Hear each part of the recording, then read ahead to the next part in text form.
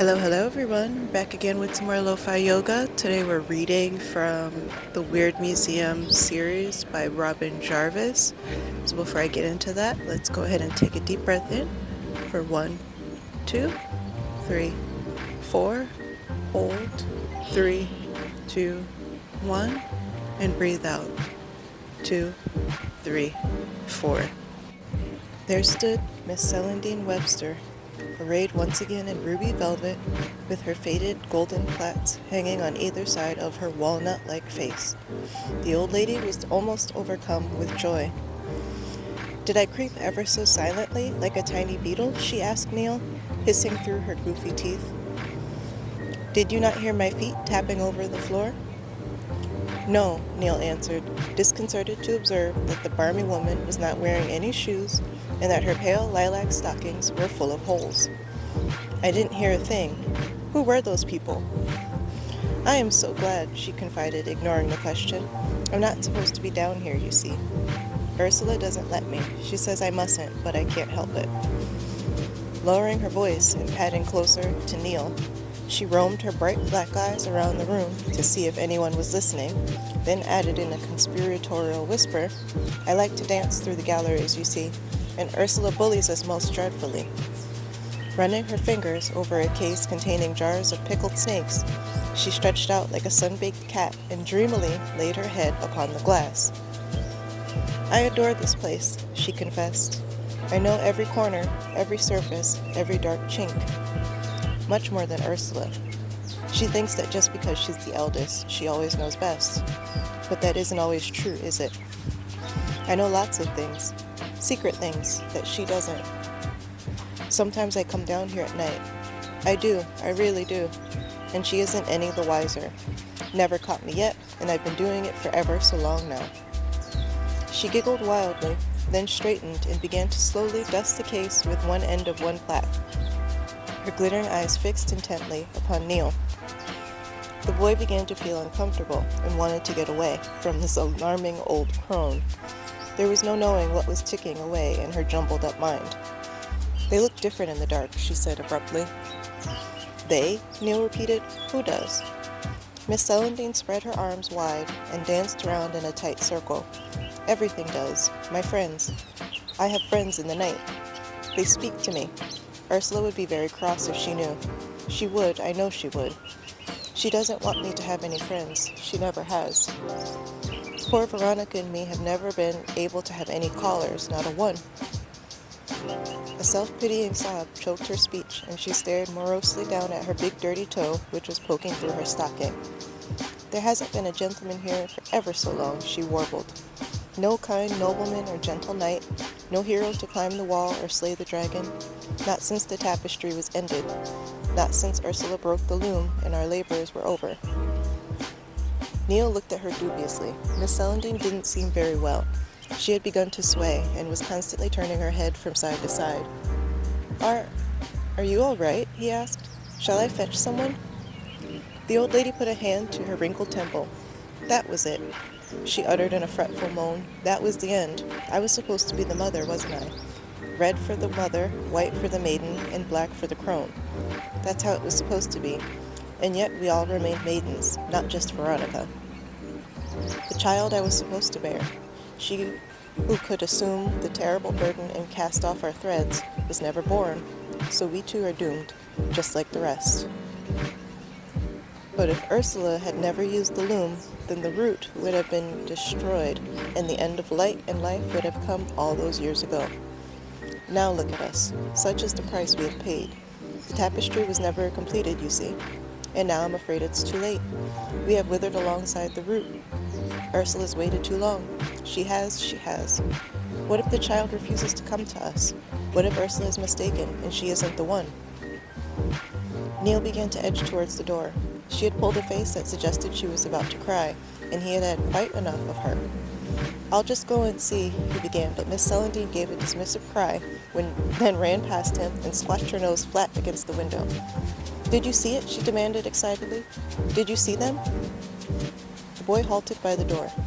"The people with the flowers?" he ventured, trying to fathom where her derailed train of thought had leapt to now. "Yes," she cried. whipping round and holding out her hand for him to join her. Neil remained where he was. "Wasn't it grand?" Miss Celandine gurgled, chewing the now dusty end of her plaited hair. "I knew they'd be here. Ursula said they wouldn't. She said they'd have forgotten, but I knew they would. I told her so. I did. "Why did they do it?" Neil asked, doubting if he'd be able to get a sensible answer from her. "Why put all those flowers down there? What does it mean?" With her nose pressed firmly against the glass, the old lady peered down at the mass of flowers in the yard below. "Because they remember," she said simply.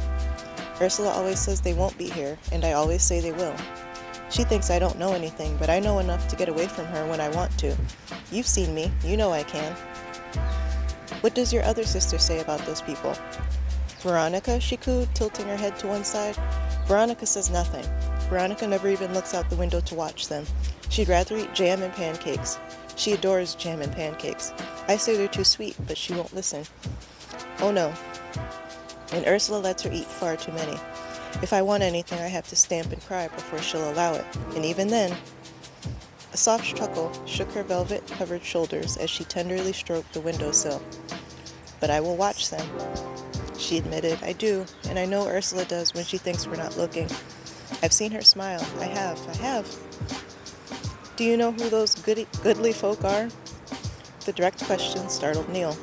"No," he replied, hesitating for an instant. "But I should like to."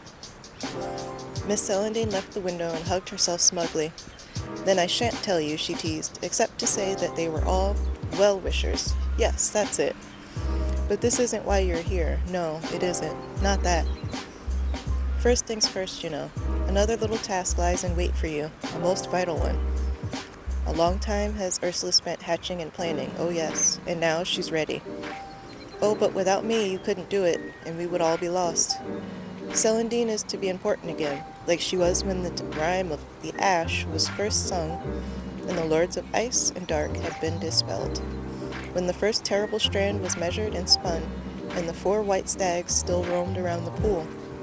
A new path is to be woven, the first web since the days of the encircling mists, and you shall be a part of it, enmeshed within the unyielding threads of Celandine. The old lady gave a horrified shriek and threw up her arms in fright. Neil turned his head and saw that Miss Ursula had entered through another doorway at the far side of the room and was striding sternly towards them. "She can't find me," Miss Celandine wailed, brushing past the boy and fleeing through the Egyptian suite. "She never finds me. I'm upstairs with Veronica. I am. I never told him about it, did I? I never breathed a word. I wouldn't do anything like that. Oh no." As the old lady's woeful voice trailed off into the distance beyond the next room, her sister approached Neil with an expression of severe reproof upon her gaunt face. "What did she say to you?" Miss Ursula demanded. "Why did you not hold her?" "She didn't say anything," Neil protested. "Nothing that made any sense anyway, and I'm not catching hold of anybody." The reproach faded on Miss Ursula's face, and she managed a feeble smile. "Poor Celandine," she said almost compassionately. "She thinks I don't know that she flits about down here like some kind of ghost. By now she will be upstairs cowering in her bed, trying to pretend that she has not been out of it all afternoon. And by nightfall, that is what she will believe. I suppose it does no harm, but I still worry. She is not strong." "She nipped off pretty quick," Neil commented. The woman pursed her lips and smoothed the creases that had formed in the black taffeta of her gown. "So, child," she began briskly, "I see you have found the separate collection. Does it interest you? It is the pride of the museum. In the old days, children were not allowed to enter here, and few adults could stomach it. Why? It's a bit odd, but there's nothing too awful in here. Ah, it was larger then, and the exhibits were more impressive. They were fresher." Neil didn't understand what that meant, but then he had come to expect that with the Webster sisters. "How old is this place?" he suddenly found himself asking. "How long have you been here?" Miss Ursula allowed her gaze to fall upon the courtyard before answering. "The museum is very ancient," she drawled. "There has always been a building here of one kind or another over the years.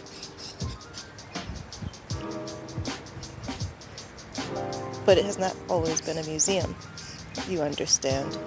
No, this has known a legion of uses.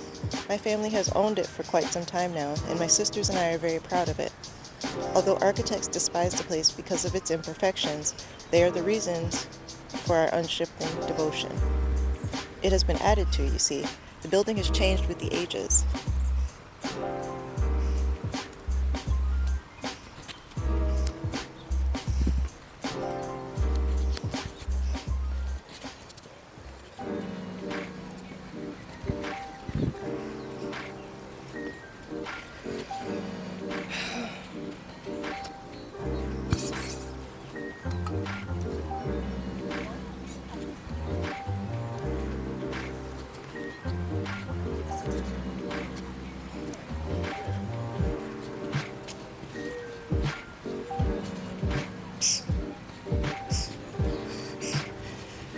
I'm curious because I was standing there. Like people can't do shit in public. Where was I?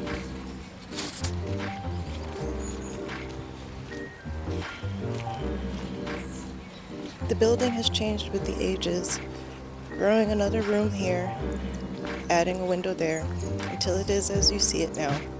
I doubt if it will change much more, but we shall see. Perhaps that will be after my time. Who knows? You speak of it as though it's a living creature, the boy breathed.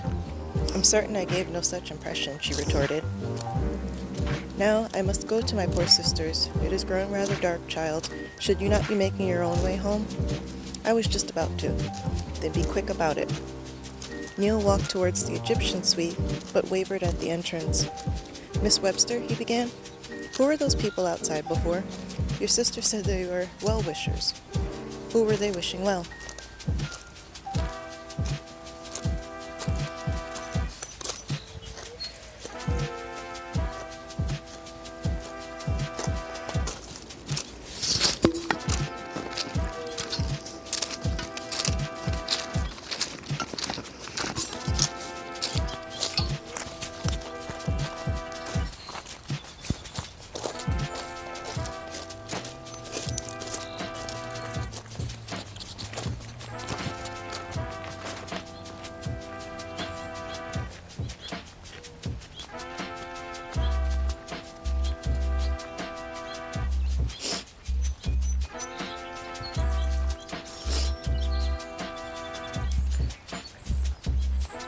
Were there people? Came the crisp reply. I saw no one. Perhaps the gate could be made more secure. I must speak to the caretaker. Neil shrugged. It was pointless trying to ask those nutcases anything. They were all as mad as each other. He stepped into the room containing the Egyptian relics, but Miss Ursula's voice called him back. Child, she said with a look of concern marked upon her face that was quite foreign to her, you must beware of any who wait without these walls. There are many dangers in this world, and not all of them are born of it.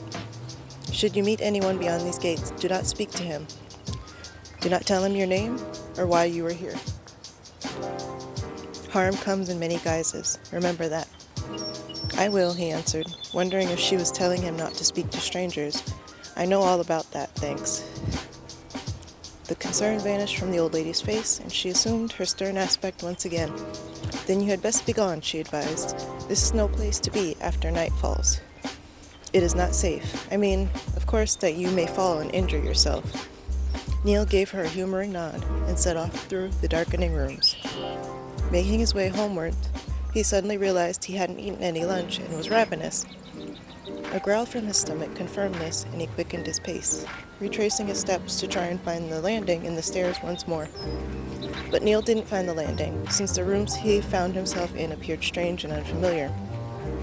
Must be the shadows making them look different, he told himself. The sun's getting low, that's all. It's the change of light. I must have been in here before. I came through that door there. For a quarter of an hour, this continued, and each time he tried to convince himself he was going the right way. But when he came across a corridor filled with stuffed exotic animals, from leopards to chimpanzees, Neil knew he was lost. This is stupid, he scolded himself for not being able to find the way back to the landing.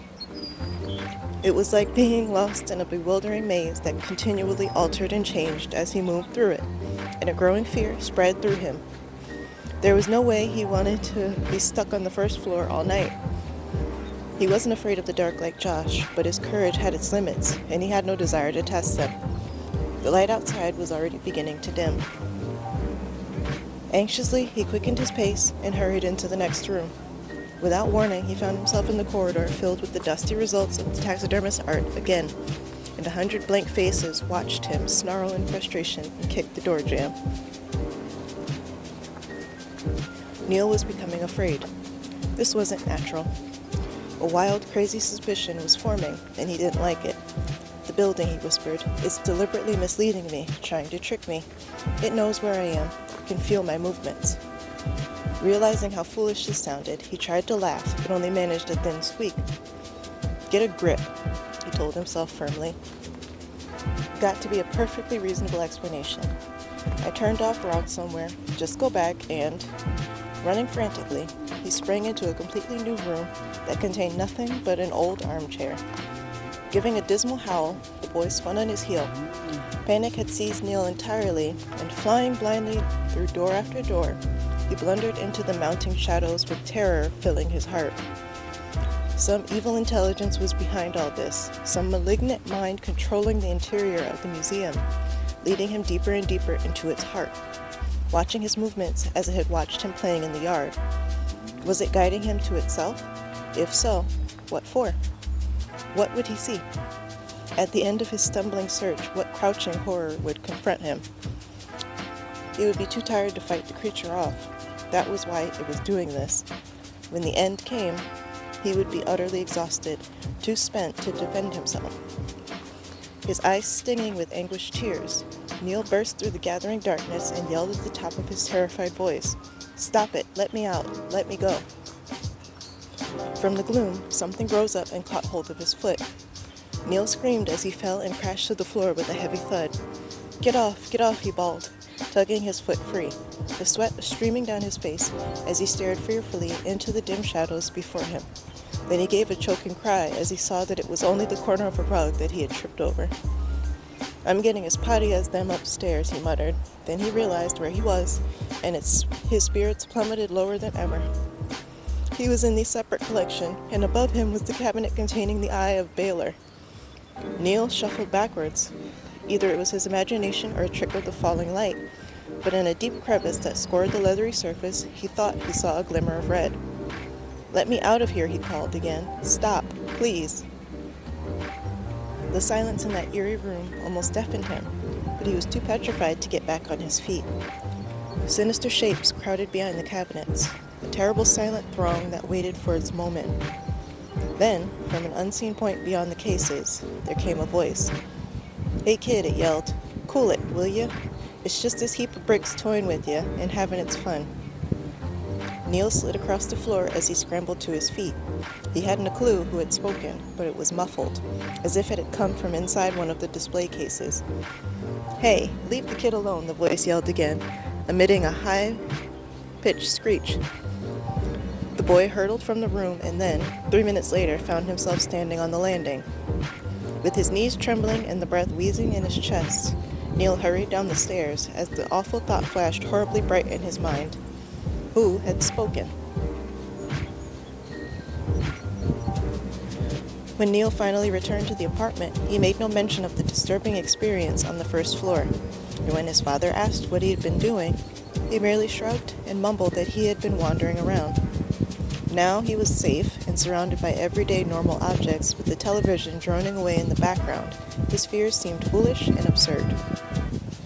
Later, when Josh was fast asleep, his young face turned to the glow of the nightlight that shone feebly by the bedside, and his arms wrapped tightly around Groofles, his toy polar bear. Neil lay on his back, staring up at the ceiling. Had he imagined it? Had his own terror blinded him to the correct route to the landing? Yet what of the voice that had spoken? That was no figment of his frightened mind. He had heard it. There was no doubt about that. None whatsoever. Resolving to return to the separate collection the next morning, he murmured to himself, there has to be a simple explanation. Just has to. Before long, he fell into a wretched sleep troubled by disembodied voices and when the morning came, he felt as though he hadn't had any rest at all. After preparing his father's breakfast and leaving Josh stubbornly attempting to dip a toast soldier into a hard-boiled egg, Neil quietly slipped out of the apartment. Into the museum he went, glad of the brilliant wintry sunshine that streamed through the windows. There would be no murky pools of shadow for his imagination to work upon today, and with this comforting thought at the forefront of his mind, he quickly made his way towards the hallway, then hurried up the stairs. Through particles of swirling, floating dust that gleamed and scintillated in the morning rays, Neil went, incredulous that he could ever have lost his way the previous night. Everything appeared so completely ordinary and straightforward, and more than ever did his fears seem ludicrous and unfounded. Only when he approached the Egyptian suite did a momentary pang of disquiet return as he fumbled for the light switch. Yet even though that was not necessary, for the daylight around him was so bright that it spilled in through the open doorway in a welcoming and almost friendly manner. He was beginning to wonder why he had bothered to investigate last night's events at all. The entire incident was so silly to him now.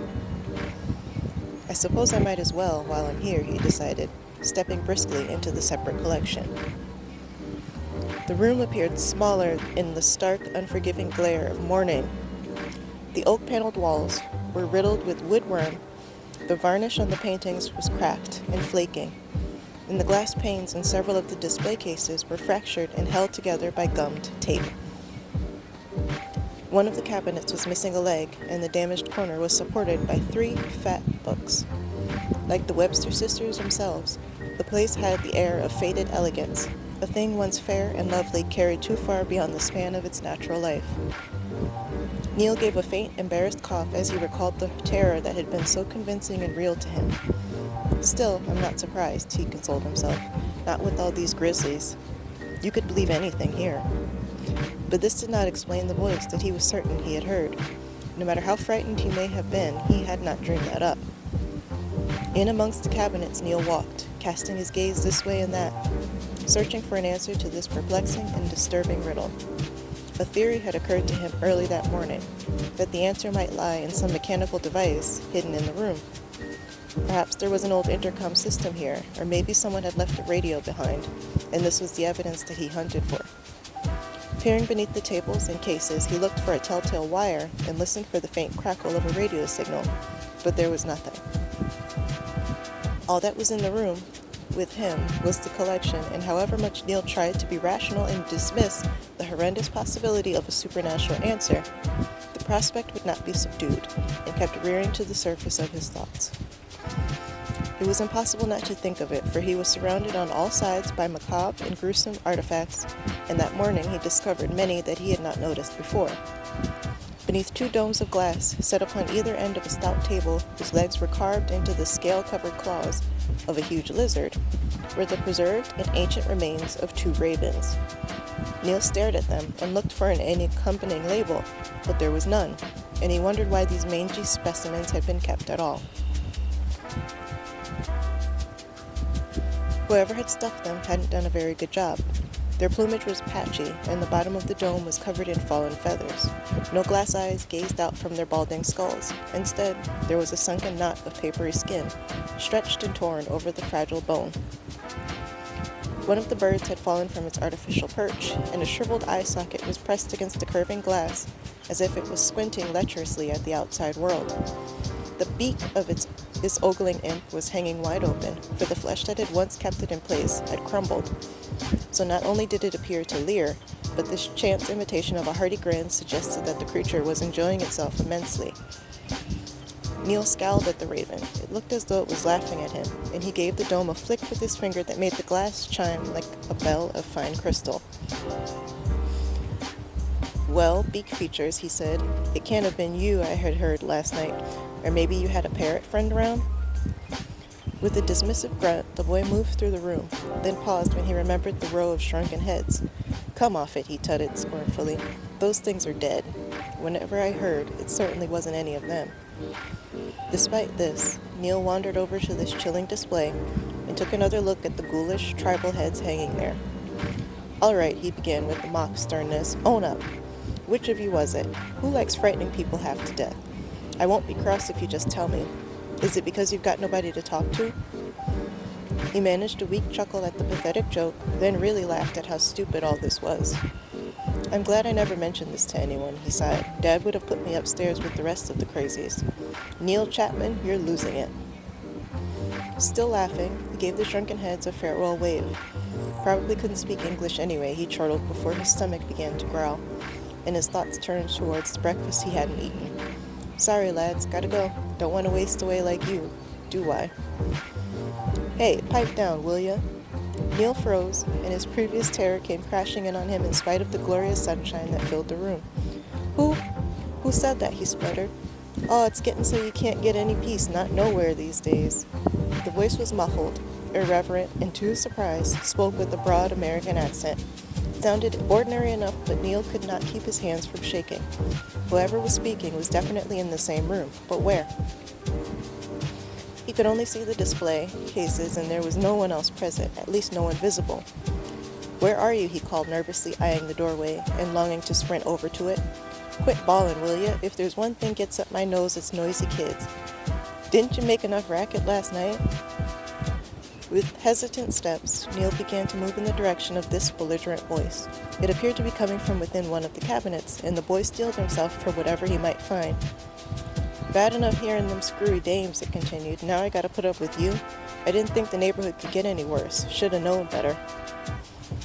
Past an array of pickling jars that contained repulsive examples of serpents and small animals, all drowned in alcohol, Neil drew ever closer. Before him, rising tall and forbidding, was the draped cabinet which held the casket of Belial. So, kid, what you doing in this pile of, this shack? It's a hell of a day. Get out there and throw a few pitches. Neil stood in front of the black curtains, then abruptly he turned aside. The voice wasn't coming from in there. So where? Nearby, beside the arrangement of frog skeletons, was a plain case that he had previously overlooked. Inside, according to the label, was a grouping of articles found within the trunk of an ARP warden from the Second World War. There was a stirrup pump, a corroded flashlight, a bundle of yellowing leaflets, a ration book, a small shovel propped up in a metal bucket, a gas mask, and sitting incongruously in the corner was a grubby-looking teddy bear. Neil stared through the glass, thinking that he had been correct all along. Somewhere in all that junk, there had to be a concealed speaker, and one of the Webster sisters had been playing a game with him, disguising her voice to sound like a man, and no doubt tittering her dotty head off.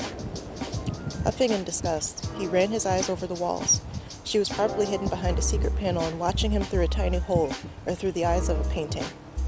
Very funny, he said aloud, stopping to look for the incriminating cable running from the back of the cabinet.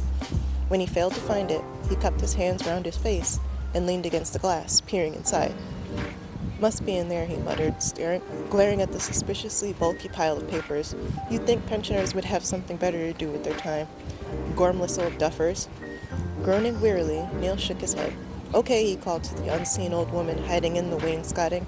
You win. I was fooled. At that moment, he caught a movement in the corner of his eye, and he stared into the case once more. Something had moved, over there in the corner, near where that teddy bear was sitting. Neil hunted for a logical explanation. Perhaps it was a mouse. Shuddering, he hoped it wasn't a rat. This old place could be overrun with them. He shivered at the thought. Then a slow smile spread over his face as he regarded the lonely-looking toy. They'll be making a nest in your stuffing next, mate, he chortled. The teddy was old. Its grimy fleece and the faded red ribbon tied around its neck told him that much. Yet there was also an endearing homemade quality about it. The face was a little understuffed, and coupled with the patch of leather that served as its nose, a wry smile was stitched into the fur. 2 large ears were sewn onto the sides of its head, and the left one drooped amusingly, just above one of the round glass eyes. Neil smiled. The eyes were fixed directly upon him as if the bear were staring back with as much curiosity as his own. Suddenly, all expression drained from the boy's face as the fur at the edge of the teddy's mouth puckered and twitched. Then, as Neil stared, incredulous and disbelieving, the toy broke into a broad grin.